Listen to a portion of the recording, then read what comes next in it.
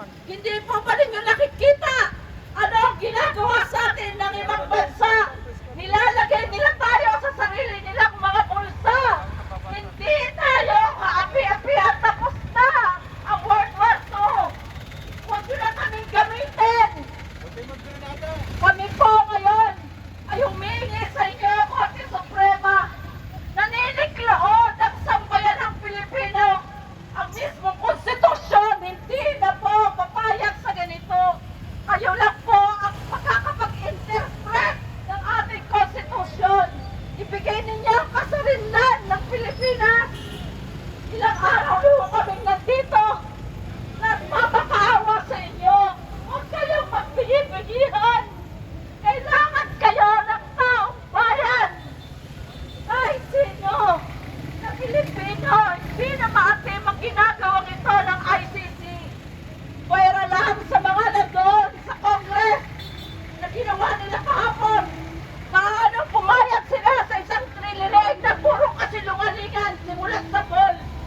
Ay binigyan pa rin nila ng pagkakataong magsinungaling.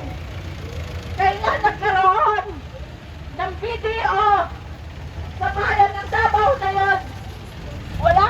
2012 ang sinasabi niya na may nagpasok na isang drug lord kay Sara Duterte, kay VP Sara. Pero 2011 nagpasok ang drug lord, pero 2012 lang nagkaroon ng video doon, Drudge. Malaking kasinungalingan doon pa lang. Huwag ninyo okay magbingi-bingihan. Kayo mga kababayang mamulat na kayo. Dito nag-uumpisa ang ating problema. Nilalampastahan ang ating kasarinlan, ang ating konstitusyon. Kailan kayo magsasalita? Kailangan kayo ng bayang ito. Hindi ho kami nandito para lang sa sarili namin. Nandito kami para sa bawat isang Pilipino. Hindi ba kayo nahihirapan? Hindi ba kayo nawawala ng pag-asa? Nandito kami nagtitipon-tipon para rin sa inyo, sa mga kapulisan na binababoy.